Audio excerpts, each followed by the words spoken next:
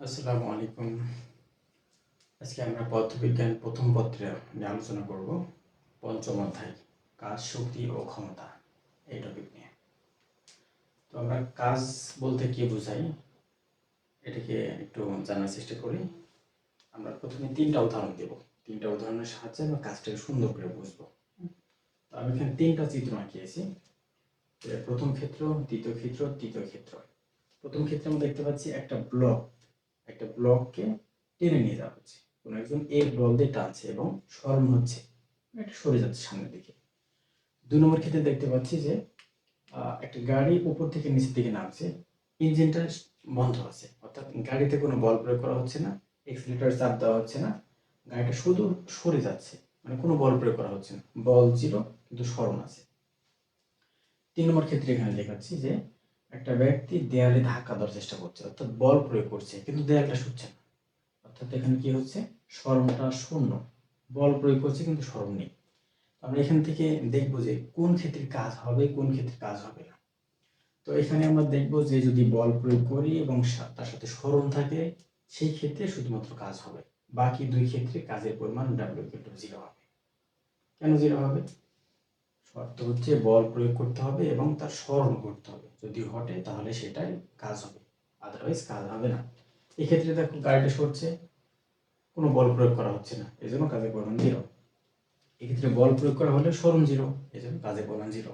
অর্থাৎ কাজকে আমরা এইভাবে লিখতে পারি,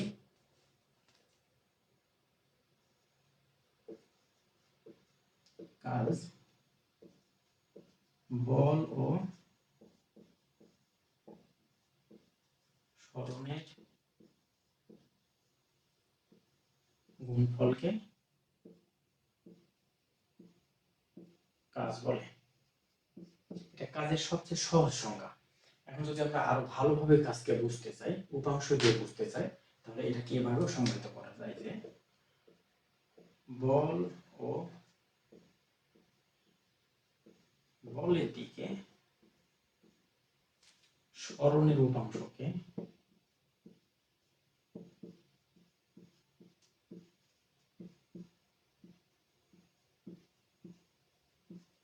কাজ বলা হবে।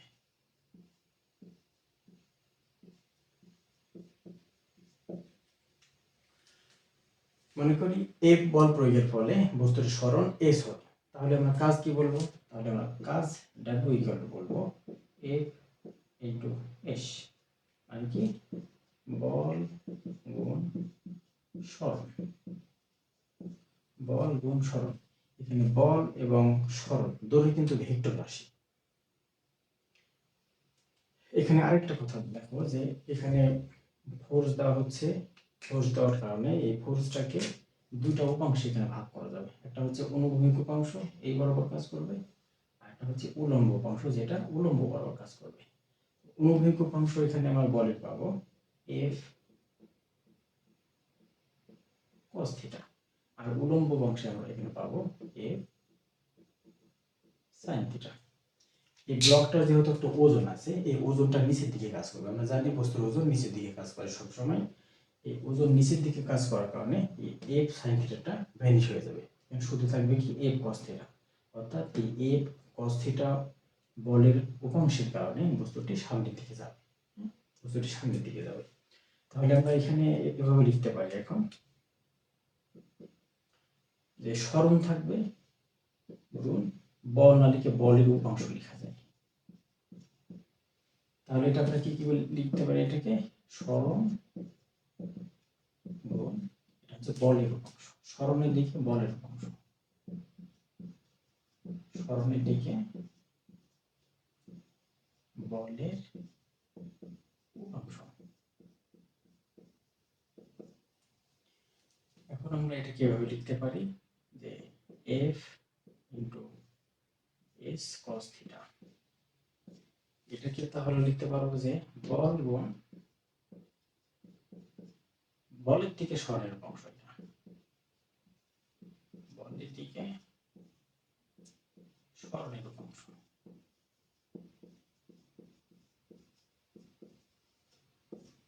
সরণের উপাংশ। আমরা ক্রসটা বুঝিয়েছি গুণ বোঝানোর জন্য, এটা ডট বা ক্রস কোনো কিছুই কিন্তু বোঝায়নি আমরা।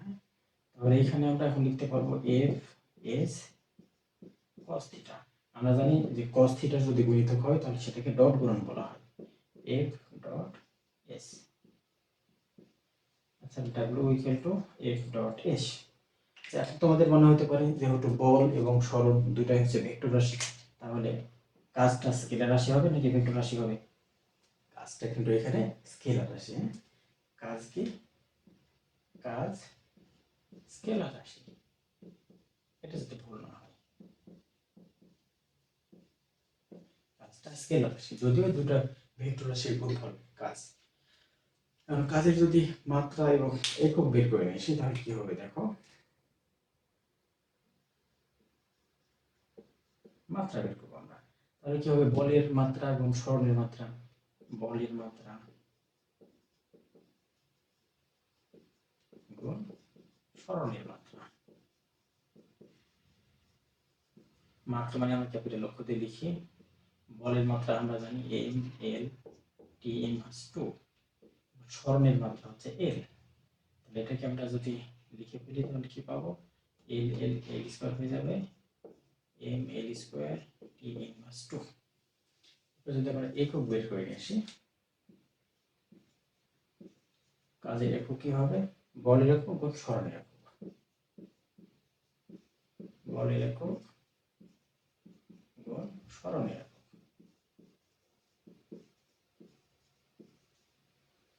বলের একক হচ্ছে নিউটন, সরণের এসআই একক হচ্ছে মিটার। অর্থাৎ আমরা একসাথে লিখতে পারি নিউটন মিটার। এটা হচ্ছে কাজের একক। এই হচ্ছে তাহলে কাজ এবং কাজের মাত্রা একক এবং রাশি। এরপর আমরা দেখব যে কাজ কয় ধরনের হতে পারে। এই ইকুয়েশন থেকে আমরা বলতে পারি যে কাজ দেখো 3 ধরনের হতে পারবে। এই cos থিটার মানে একবার পজিটিভ হতে পারে, একবার নেগেটিভ হতে পারে, একবার জিরো হতে পারে। গ্রাফের বেলায় আমরা যদি এরকম দেখি যে এই পাশে পজিটিভ মান, এই পাশে নেগেটিভ মান, হ্যাঁ, তো থিটার মান 0 হতে পারে, থিটার জন্য cos থিটার মান একবার 0 হতে পারে, পজিটিভ হতে পারে, নেগেটিভ হতে পারে। এই জন্য কাজও হতে পারে 3 ধরনের, একটা হচ্ছে ধনাত্মক কাজ, একটা ঋণাত্মক কাজ, একটা হচ্ছে শূন্য কাজ। তাহলে 3 ধরনের কাজ বোঝার জন্য আমাদের আগের এক ক্ষেত্রে মাত্র কাজ সম্পন্ন হয়েছিল। এই ব্লকটাকে যখন টানা হচ্ছিল ডান দিকে, তখন বলের উপাংশের জন্য সরণ করছিল। এই সরণটাকে আমরা যদি এইভাবে চিত্রে আমরা দেখাই, এইভাবে বল অ্যাপ্লাই করা হচ্ছিল, এর ফলে বস্তুটা সরণ ঘটলো। মনে করি সি এই পথে সরণ ঘটলো আর সি বি পথে বলটা প্রয়োগ করা হচ্ছে। আমরা ইকুয়েশন জানি এফ cos থিটা। এই cos থিটা থেকেই আমরা 3 ধরনের যে কাজ, ধনাত্মক, ঋণাত্মক এবং শূন্য কাজ, সেটা বের করে নিয়ে আসবো। তো এফ cos থিটাতে এই থিটাকে নিয়ে আমরা মেন কাজ করব। এই থিটার মানটা আমরা ধরবো যে একবার 0 ডিগ্রি, একবার থিটা সমান সমান ধরবো হচ্ছে 90 ডিগ্রি, থিটা সমান ধরবো 90 ডিগ্রি,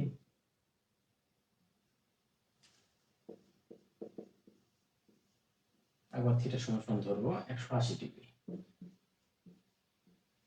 তো যদি আমরা থিটা সমান সমান 0 ডিগ্রি ধরি, 0 ডিগ্রি ধরার অর্থ কি আমরা ফিজিক্যালি একটু বোঝার চেষ্টা করি।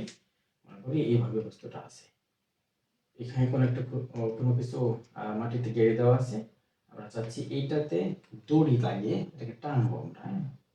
তো এখন যদি টানাটা এরকম হয় যে মাটির সাথে অনুভূমিকভাবে জোরে টানি, তাহলে এটা সবচেয়ে বেশি বল প্রাপ্ত হবে এবং দূরে যাবে। এখন এই বলটা যদি আমরা উল্টা দিকে অ্যাপ্লাই করি, মনে করি আমরা বস্তুটা এ পাশে আছে, উল্টা দিকে বল দেবো, এ পাশে টানবো, তাহলে কিন্তু সরণ উল্টা দিকে ঘটবে। আর যদি আমরা বল এরকমভাবে প্রয়োগ করি যে 90 ডিগ্রি ভাবে খাড়া হবে, তাহলে বস্তুর এখান থেকে সরবে না, কোনো দিকে যাবে না। এই 3টা ক্ষেত্র হচ্ছে ধনাত্মক, ঋণাত্মক এবং শূন্য কাজের উদাহরণ। আর প্রথম ক্ষেত্রে দেখি যখন যে বল এবং সরণের মধ্যবর্তী কোণ থিটা যখন 0 ডিগ্রি হবে, তখন cos থিটার মান কত, cos 0 ডিগ্রি মান কত, cos 0 ডিগ্রি মান হচ্ছে 1, অর্থাৎ তখন কাজের পরিমাণ হবে সর্বোচ্চ, W সমান Fs। এবার যখন আমরা cos 180 ডিগ্রি করব, W ইকুয়াল টু তখন হবে Fs cos 180 degree. Cos 180 degree মান কত? -1, অর্থাৎ এফ মাইনাস এফ এস, অর্থাৎ কাজটা হবে নেগেটিভ। নেগেটিভ কাজের অর্থ কি? এর উদাহরণ কি হবে? মনে করো একটা গাড়ি যাচ্ছে, গাড়ি অ্যাক্সিলারেটরে যদি চাপ দেওয়া হয় তাহলে সামনের দিকে বল প্রাপ্ত হবে, অর্থাৎ গাড়িটা সামনের দিকে যাবে। এরপর যদি ব্রেকে পা দেওয়া হয়, ব্রেক করা হয়, তাহলে কি হবে? গাড়িটা থেমে যাবে, অর্থাৎ গতির সাপেক্ষে সেটা পিছন দিকে যাবে। এটাই হচ্ছে নেগেটিভ কাজ, এটা হচ্ছে মাইনাস এফ এস। এরপর যখন থিটা সমান 90 ডিগ্রি হবে, তখন ডান সমান হবে F S cos 90 degree. Cos 90 degree এর মান হচ্ছে সাইনের 0 ডিগ্রি মান, অর্থাৎ 0, অর্থাৎ কাজ 0 ডিগ্রি হয়ে যাবে। অর্থাৎ একটা বস্তুকে কেউ মাথায় নিয়ে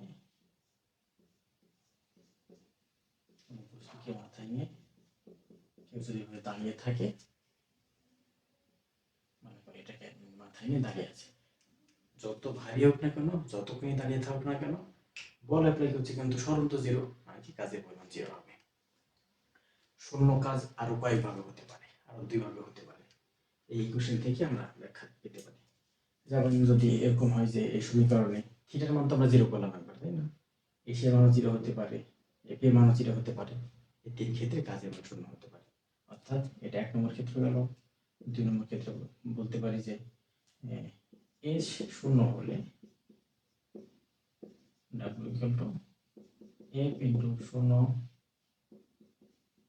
cos থিটা সমান 0, তখন কাজ 0 হবে। একটা ক্ষেত্র হবে কি, এফ যখন 0 হবে, অর্থাৎ বল যখন প্রয়োগ করবো না, তখন কিন্তু কাজ 0 হবে। তখন 0 গুণ এস cos থিটা সমান 0। তাহলে শূন্য কাজ 3 ক্ষেত্রে হতে পারে। বল এবং সরণের মধ্যবর্তী কোণ 90 ডিগ্রি হলে হতে পারে, অথবা সরণ 0 হতে হবে, অথবা বলের মান 0 হতে হবে, তাহলে শূন্য কাজ হবে। আর শূন্য কাজের উদাহরণ মাথায় কোনো কিছু নিয়ে স্ট্রেট দাঁড়িয়ে থাকা, অর্থাৎ সরণ না হয়। এখন যদি বলি ধনাত্মক কাজের উদাহরণ কি হবে? ধনাত্মক কাজের উদাহরণটা হবে এরকম যে বল প্রয়োগ করব, সামনের দিকে সরণ করবে। এই পৃথিবীতে বেশিরভাগ কাজই ধনাত্মক কাজ। যেমন উপর থেকে যদি কোনো কিছুকে নিচে ফেলে দেওয়া হয়, আমরা জানি কোনো কিছু উচ্চ বিভব থেকে নিম্ন বিভবে পড়তে চায়, অর্থাৎ উঁচু থেকে নিচে পড়তে চায়, অর্থাৎ সামনের দিকে হচ্ছে সোজা পথ, উঁচু থেকে নিচেতে পড়লে সেটা হবে ধনাত্মক কাজ। এর উল্টা যদি হয়, কি হবে যে এটা উপর থেকে নিচে পড়তে চাচ্ছিল, বাট এটাকে আমি নিচ থেকে উপর দিকে উঠাবো, মানে কি বিরুদ্ধে কাজ করতে হলো।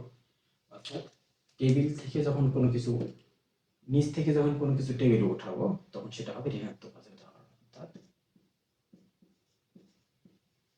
টেবিল থেকে কোনো কিছু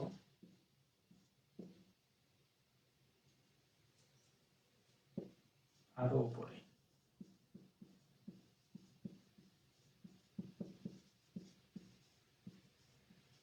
উঠানো হলে তা ঋণাত্মক কাজ। তাহলে আমরা স্পেসিফিক ভাবে এখন এভাবে সংজ্ঞা দিতে পারি যে যখন কোনো একটা বস্তুতে বল প্রয়োগ করা হবে এবং বস্তুটা সরণ বলের অভিমুখে ঘটবে, তখন সেটাকে বলা হবে ধনাত্মক কাজ। আর বস্তুতে যদি বল প্রয়োগ করার ফলে সরণটা বলের বিপরীত দিকে হয়, তাহলে সেটাকে বলবো আমরা ঋণাত্মক কাজ। আর যদি বল প্রয়োগের ফলে কোনো সরণই না ঘটে, তাহলে সেটাকে আমরা বলবো শূন্য কাজ। তো ধনাত্মক কাজকে অনেক সময় বলের দ্বারা কাজ বলা হয় এবং ঋণাত্মক কাজকে বলের বিরুদ্ধে কাজও বলা হয়।